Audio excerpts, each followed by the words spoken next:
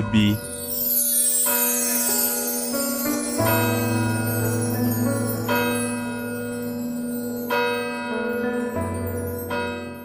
En ce temps-là, de grandes foules faisaient route avec Jésus. Il se retourna et il dit, « Si quelqu'un vient à moi sans me préférer à son père, à sa mère, à sa femme, ses enfants, ses frères et sœurs, et même à sa propre vie, il ne peut pas être mon disciple. Celui qui ne porte pas sa croix pour marcher à ma suite ne peut pas être mon disciple. Quel est celui d'entre vous qui, voulant bâtir une tour, ne commence pas s'asseoir pour calculer la dépense et voir s'il y a de quoi pour aller jusqu'au bout?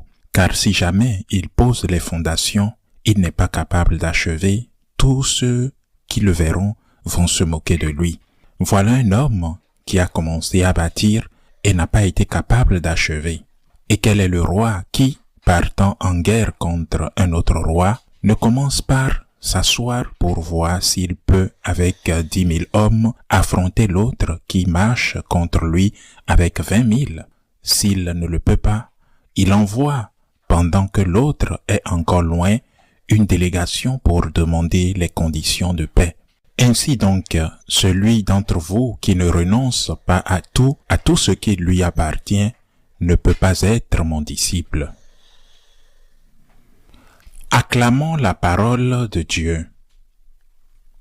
Aujourd'hui, 2 bienheureux ont été canonisés, 2 jeunes hommes extraordinaires, et c'est pour cette raison que l'Église les élève sur les autels d'honneur. Je fais référence à Saint Pierre Giorgio Frassati et à Saint Carlos Acutis. J'aimerais commencer par parler de Saint Pierre Giorgio Frassati. Il est né dans une famille aisée de la grande ville industrielle de Turin, dans le nord de l'Italie, ville réputée pour ses saints. Saint Jean Bosco, entre autres, était originaire de cette ville et il s'est senti appelé dès son plus jeune âge à aider les personnes dans le besoin. Issu d'une famille aisée, il nourrissait un profond souci et un désir profond d'avoir et de bénéficier des conditions de vie que son entourage ne connaissait pas. Pierre Giorgio Frassati s'engageait aux côtés de nombreuses associations catholiques comme l'Association universitaire catholique pour aider les plus démunis. Il suivait ainsi les traces des saints sociaux de la ville de Turin. Au cours de l'une de ses activités, il était également un alpiniste passionné et pratiquait fréquemment la randonnée dans les Alpes près de Turin. Au cours de l'une de ses activités caritatives, il contracta la polio. Il vécut à cheval et mourut à l'âge de 24 ans entre le 19e et le 20e siècle précisément en l'année 1225. À la suite de cette maladie, passée inaperçue car en incubation, il développa une méningite virale et mourut 4 jours plus tard. Rien ne put le sauver. L'autre grand saint dont nous commémorons aujourd'hui, car il a été canonisé aujourd'hui, est Carlos Acutis. L'histoire est tout autre. Sa famille était riche, peut-être moins que celle de Frassati, mais néanmoins industrielle. Il vécut à une époque moins difficile que celle de Frassati qui, enfant, connut la Première Guerre mondiale, mais vécut une époque de changement.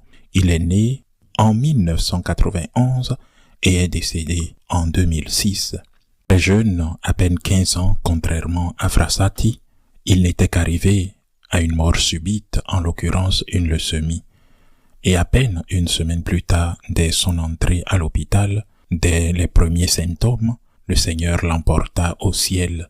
Il n'eut pas beaucoup de temps pour s'occuper de sa jeune vie, mais dès le début, il manifesta une grande solitude pour l'amour du Seigneur présent dans l'Eucharistie. L'Eucharistie est, disait-il, ma voie vers le ciel. Il s'intéressa vivement au miracle eucharistique et jeune homme, mort au début du 3e millénaire, il créa un site web dédié à la diffusion de ces miracles eucharistiques. Il visita personnellement de nombreux lieux où des miracles eucharistiques s'étaient produits en Italie. Nous avons reçu de Dieu le grand don, la bénédiction d'avoir ici cette magnifique relique de première classe. C'est l'un de ses cheveux, un cheveu que nous a donné sa mère, Antonia, avec qui nous avons réalisé une interview extraordinaire il y a quelques mois. Nous l'avons ici, mais surtout, nous le portons dans nos cœurs, car nous avons dédié notre site web, notre page, notre chaîne Magnificat Télévision à ce jeune saint millénaire, déjà considéré comme l'influenceur de Dieu pour son amour de l'Eucharistie.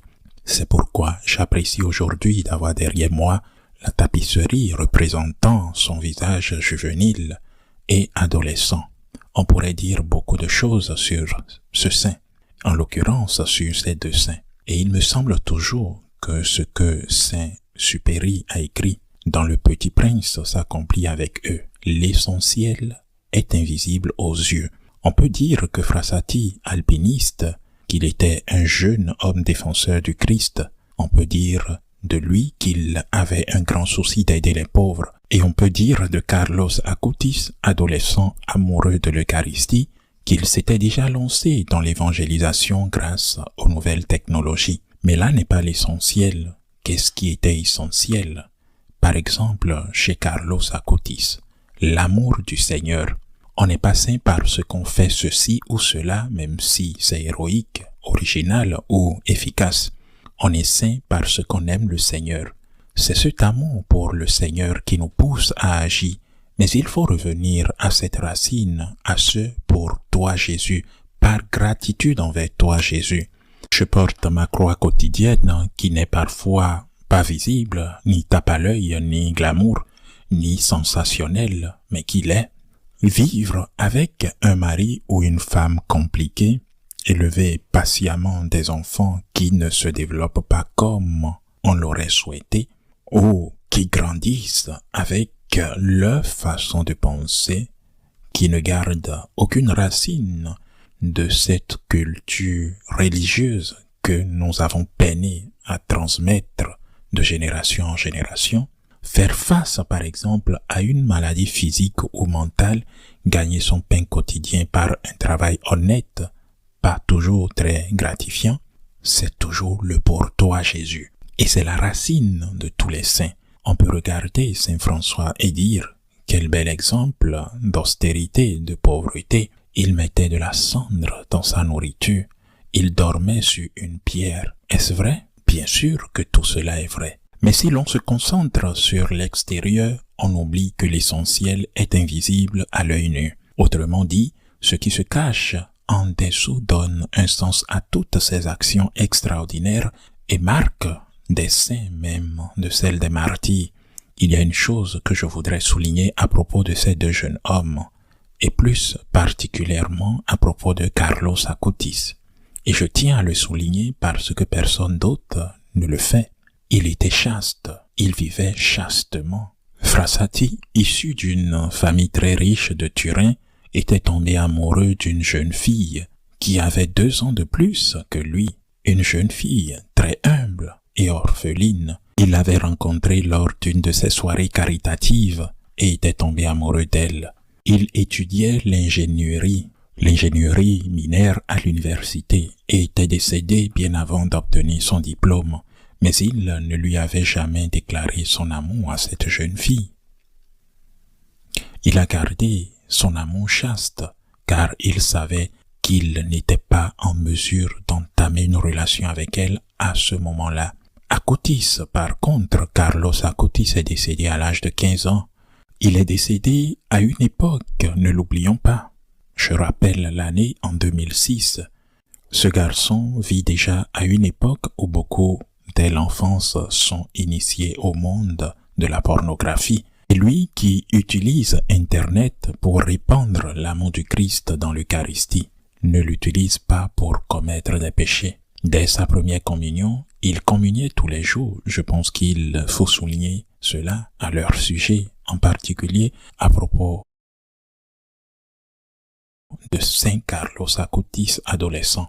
Chasteté, et ils communiaient tous les jours.